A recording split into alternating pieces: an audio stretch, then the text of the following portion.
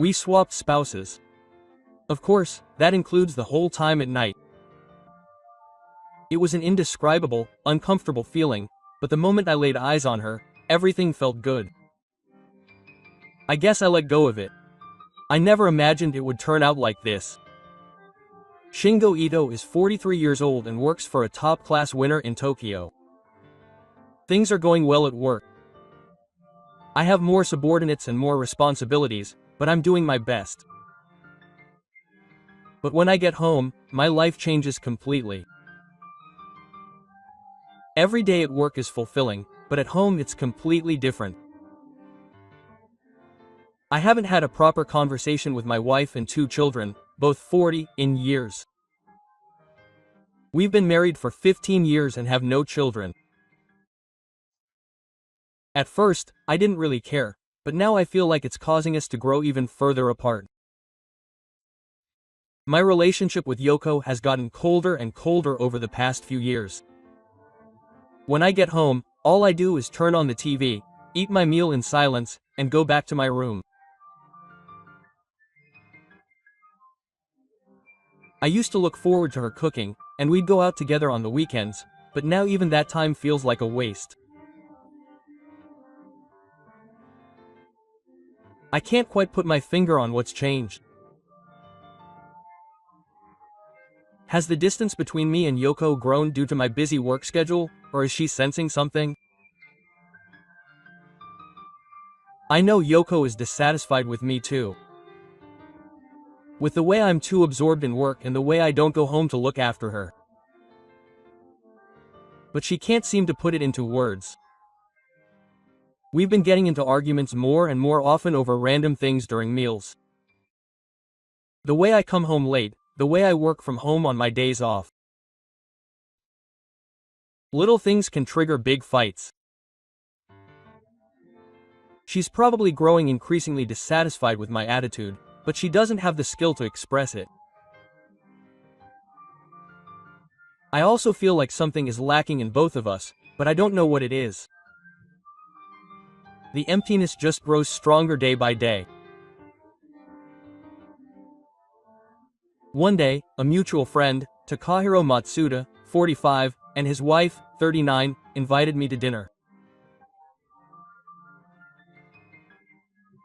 I've known Matsuda for a long time through work, and Toyuko is also an old friend.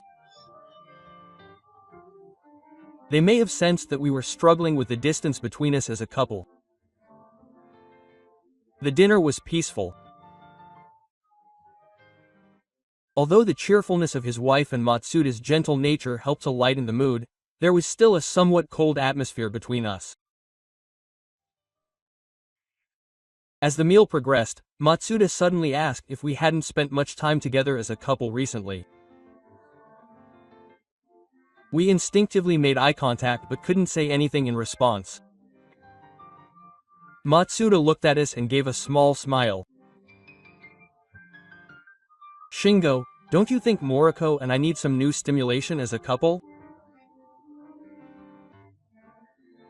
His words seemed to peer deep into our hearts. Even Yoko seemed a little surprised by Matsuda's words. Something new, like a new spur. For a moment I didn't understand what he was saying, but I could tell from his tone that he wasn't joking. When I asked what he meant, Matsuda smiled slightly and said, "Married life inevitably becomes stale after many years. I think it's important to make bold proposals every once in a while to break that cycle." Quote. For example, if he paused for a moment, Toko would smile faintly. Maybe it would be good for both of you to be a little more free, she continued softly. The moment I fully understood what he meant, I was speechless. Swapping spouses. The words came to my mind because their proposal was so unexpected and yet somehow stimulating.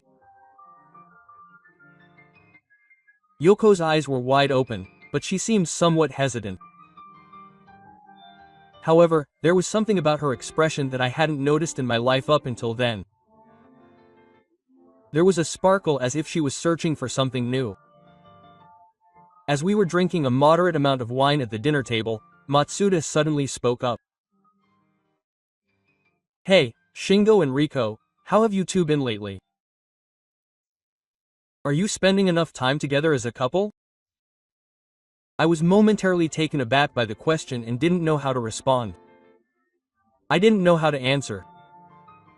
Yoko remained silent and stared into her glass. Matsuda must have sensed my silence. He continued with a laugh, saying, "Well, we're the same. When you're married for a long time, you can't help but get a little restless. When that happens, we try something a little bolder." Quote. I laughed lightly at Matsuda's words.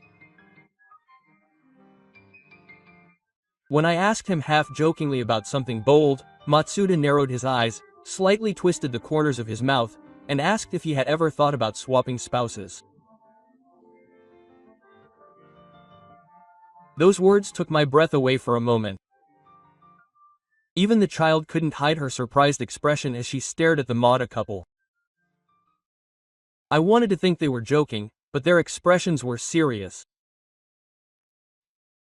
Matsuda and the floor both had serious eyes that couldn't be hidden behind their smiles.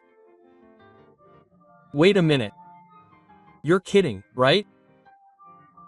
I asked with a slight laugh, but Matsuda nodded seriously without smiling back. "No, I'm not kidding. I think that giving each other new stimulation is one way to revive a marriage. There are some things that can only be obtained that way. I've realized that recently." I couldn't hide my confusion at those words any longer. Matsuda continued. "Of course, I wouldn't force you to do it. But what do you think? Why don't you think about it?" The child still didn't say anything, but her expression was complicated. Surprise and confusion. And somewhere in there, it seemed to be a mixture of interest. I was confused too, but I was captivated by the unique atmosphere that hung between the Matsuda couple. They seemed free and liberated. That was strangely appealing. After dinner, the two of us arrived at Kilo. There was an oppressive silence in the car. Riko didn't say anything, and I didn't know how to bring it up. Matsuda's words just kept echoing in my head. Swapping spouses would be unthinkable under normal circumstances. But I also felt that some big change was needed to change this sobering situation. We both understood that we had to do something. Even after we got home, Yoko remained silent. But the moment we sat down on the sofa, she suddenly started talking. "What did you think about what I just said?" I couldn't give an honest answer. It was ridiculous. Even though I said it was unthinkable under normal circumstances, I wanted to know what Riko thought. "You're right. But I couldn't help but wonder if something would change if I really did something like that." The moment Yoko said that, I felt the same way in my heart. Was she looking for something too? I couldn't help but stare at Riko's face. There was a side of her I had never seen before. "Are you seriously thinking about that before?" I raised my voice a little, but Yoko answered quietly at the same time. "I don't know. I'm just scared that if we keep going like this, our relationship will get even worse." Shingo hearing her words made my chest tighten. I know that something has to change. But is this the right way to do it?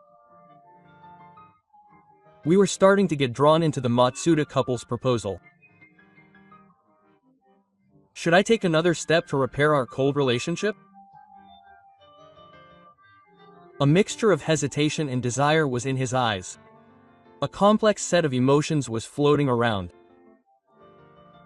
That night, lying in bed in my bedroom, I pondered things alone. Listening to my child's breathing next to me, I couldn't help but want to know what she was carrying. And I myself found myself somewhat drawn to the proposal.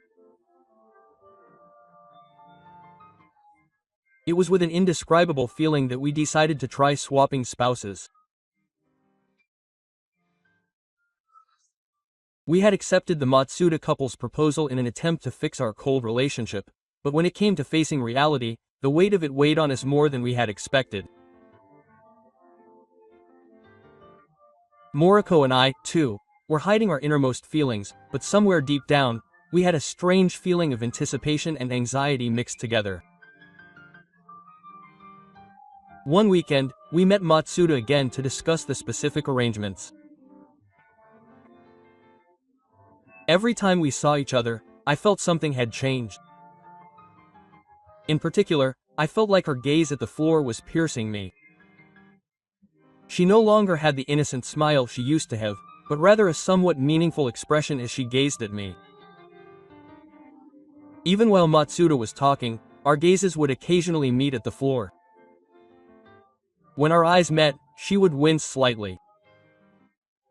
I felt a deep ache in my heart at that smile. That wasn't all.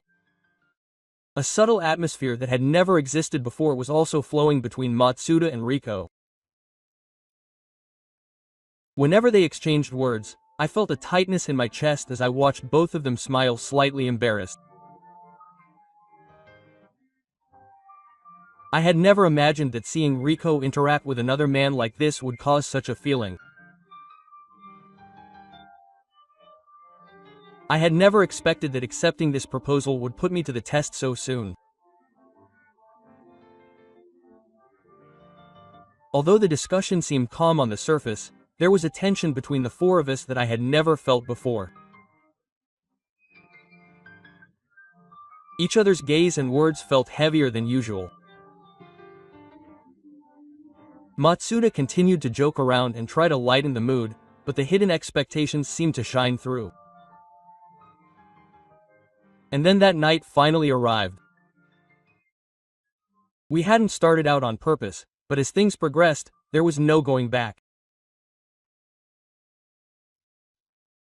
One weekend night, I saw Riko and Matsuda off as they went out.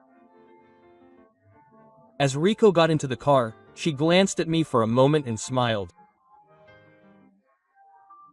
I couldn't understand what that smile meant. Where were her feelings headed? Just imagining it made my chest tighten. All that was left was me and the floor.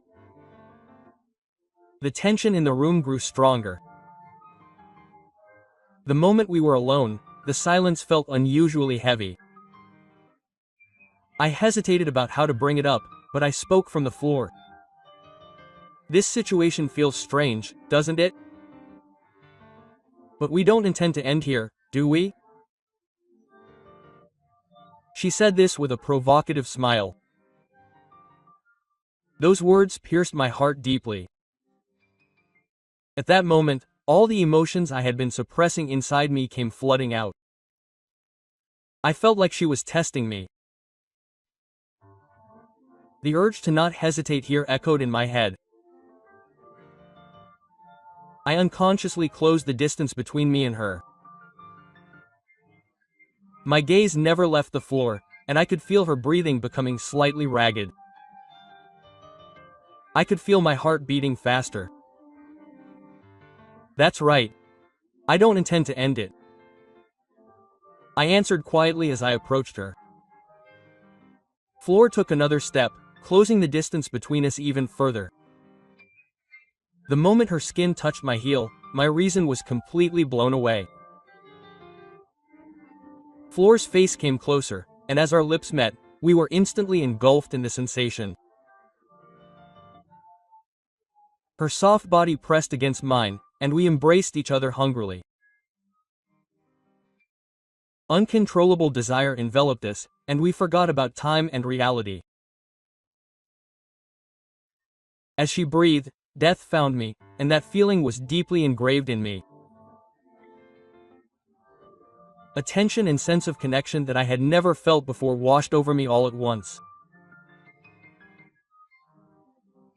The moment I stepped into the hotel room, an indescribable tension filled the space between me and the floor. The sound of the key closing echoed strangely loudly, and it felt like a warning of what was to come. We were still keeping our distance from each other, but both she and I knew that the tension would not last long. Toko stood by the window, gazing at the night view. Her back was beautiful, and her soft hair hung over her shoulders. The moment I saw her, I felt an uncontrollable urge rising in my chest. Toko turned to me and smiled slightly. I looked into her eyes.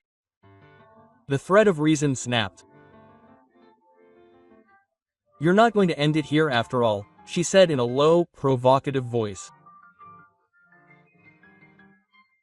Those words ignited a fire in my heart, and I slowly walked over to her. Standing before her, I was overwhelmed by her alluring aura, and I knew that there was no turning back. The distance between us suddenly closed, and our lips naturally pressed together. At first, it was a cautious, probing kiss, but it soon became more intense, and we sought each other out as if to confirm each other's existence. When I touched her body, the smoothness and warmth of it awakened the desire that had been dormant within me. The floor responded to my movements softly and supplely. Each time, her breathing became more heated. We collapsed onto the bed and pressed our bodies together with uncontrollable force. Every time her hands stroked my back and her fingertips dug into my shoulders, I yearned for her even more. Her skin was smooth as a sheet of paper, and the sensation excited me with every touch. In the stillness of the night, I could hear her breathing in my ear, and I was completely dominated by her voice. As her body moved, I tried to feel her deeply too. Her breathing, the touch of her fingertips, and the heat generated by our bodies pressed together consumed my entire body. I could never experience this in my normal life. A fresh and forbidden sensation erased all reason. On the bed, we gave ourselves over to our mutual desires and sought each other over and over again. We were engulfed in waves of pleasure, and it seemed as if I had been blown away somewhere far away. The same Yoriko was also spending time with Takahiro in another hotel. For me, this experience was completely uncharted territory. She was nervous at first, but little by little her tension melted away with Takahiro's gentle guidance. His hand gently touched Riko's shoulder, and when he felt her body temperature, she naturally responded to his touch. Takahiro was not in a hurry, but treated her with care. Riko was gradually drawn into his gentleness, and her mind and body were freed. It was the first time she had let herself go this much, and it felt surprisingly natural. This made her senses even more immersed in the time they spent together. Riko's breathing became gradually irregular, and she leaned into Takahiro's request. With his movements, she released the tension she had been holding in, and she immersed herself in forbidden pleasure. The two of them spent the night together, feeling the desire inside Riko quietly but surely opening up. We confirmed each other's bodies many times that night. And each time our desires were fulfilled, it felt like reality was getting further away. Riko and I, in our own places, forgot about reality for that night and simply spent the night with the person in front of us. That night, we made deep love, and even though we felt that we had entered a relationship from which there was no going back, perhaps somewhere in our hearts we were still longing for it. The moment I woke up the next morning, I was brought back to my thoughts. Next to me, Toko was quietly breathing. As I gazed at her peaceful face, I keenly realized that what had happened last night was real. I was overcome with a strong sense of guilt about what I had done. My chest tightened with the feeling that I had strayed from a path that was completely different from my previous one. Toko's face was beautiful and calm, and it seemed as if the passionate sight of her from last night was a lie. However, the more I looked at her expression, the more my sense of guilt grew. In that moment, I forgot all reason and gave in to my desires and sought out Toko. Toko responded in kind, but I still couldn't accept what this would bring me as a reality, and at the same time, a strange emotion welled up inside me. It was a new sensation, different from the one I had cut off from the evidence. My night with Yuka couldn't be dismissed with just guilt, and it felt like it had awakened something that had been sleeping deep inside me. Amidst the guilty feeling, there was a slight sense of liberation and the excitement of discovering a new side of myself. This shook my heart even more. Quietly leaving the room, I kept thinking about it on my way home. I wondered what kind of time Yoko spent with Sakuya Takahiro. Was she emotionally shaken in the same way I was? Every time that thought crossed my mind, I felt a pang of pain in my heart. When I got home, Yoko was back to being my usual wife. She was preparing breakfast as if nothing had happened. But I sensed something different in the depths of her expression. It wasn't that cold expression, but a calmness that seemed somehow full of trust. I could tell that what happened last night had changed something in her. We had a casual conversation over breakfast, but there were many subtle silences between our words. We were both probably thinking about Sakuya, but we couldn't put it into words. Time just passed quietly. I noticed a change in Yoko. She must have sensed something in Takahiroya. Perhaps she had found a new side to the passion and connection that we had had as a couple for so long, or conversely, a new side to herself. The moment I realized this, I was overcome with a sudden mixture of anxiety and relief. I couldn't help but ponder what Riko had felt towards Takahiro that night, and how it would affect our relationship. The conversation stopped, and silence enveloped the room once more. We stared at each other's faces, but no words came out. It seemed as if we were confirming something in our hearts, but neither of us expressed our feelings.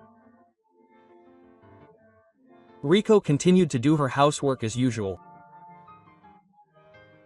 However, there was a calmness to her back that I had never felt before.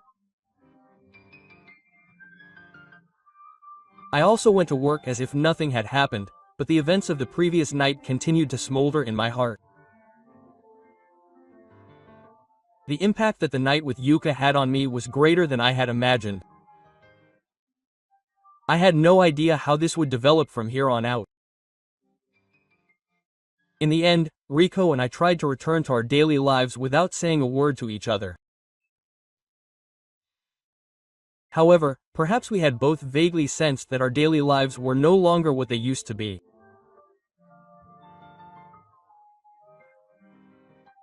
As the weeks passed, subtle changes began to appear between my husband and I. After exchanging our first sights several times, I felt that the distance between Rico and I had narrowed compared to before. We talked more, and we were able to talk about even the smallest things more easily. But now I can't tell if that was really an improvement.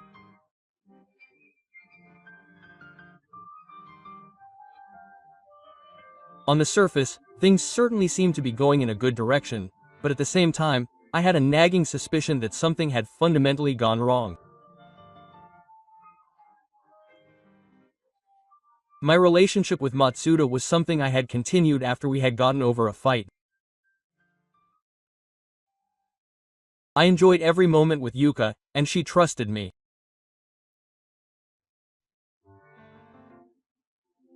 But I gradually began to doubt whether what lay beyond that pleasure was truly necessary for our lives. One night, I couldn't sleep even after going to bed, and I stared up at the ceiling, lost in thought. Is it really okay to continue like this? That question wouldn't leave my mind. Our married life had certainly changed temporarily, but I couldn't believe it would be permanent. I wondered what kind of impact continuing our relationship with Matsuda would have on our home life. At first, I thought it was a new excitement and adventure, but before I knew it, it felt like it was beginning to shake the very foundations of our relationship. I finally made up my mind to talk to Rico about it. Sitting on the sofa in the living room, the gloom of the late night enveloped the space between us. "Yoko, are we okay like this?" I asked Toriko, and without showing any sign of surprise, she thought for a moment and closed her eyes. She must have felt the same way. At that moment, I realized that she too had been holding something in her heart. I thought the same thing. Is this really okay? Her voice was quiet and her usual calmness had returned, but there was some hesitation in it. We stared at each other's faces in a long silence. Choosing my words, I told her my honest feelings. It's not that all of the time I spent with Matsuda and the others was bad. But I'm starting to wonder if this is what our family really needs. Maybe we were just running away. Maybe we chose the wrong way to fill the void in our relationship, she said quietly, nodding. At first, I thought something would change with new stimulation. But as Shingo said, maybe what we really need to look at is each other. Maybe we've just been turning a blind eye to it. I deeply sympathized with those words. We thought we had solved the problem with superficial changes, but we were avoiding the fundamental issues. You can't fill a marital problem with relationships with other people. We finally began to realize it. We faced Yoko head-on and decided to work on our relationship with Matsuda. We had to end this relationship, which had started so abruptly, before it ended up destroying us somewhere. Deep down, Yoko must have been feeling the same anxiety. The tension from before gradually disappeared from her face. "What are we going to do now?" Yoko asked. "We have no choice but to start over, the two of us. It may take some time, but I think this time we should face it on our own." That's what I answered. She nodded and gave me a slight smile. I felt that smile had returned to the expression on my wife's face just a little. And we made up our minds to take a new step forward.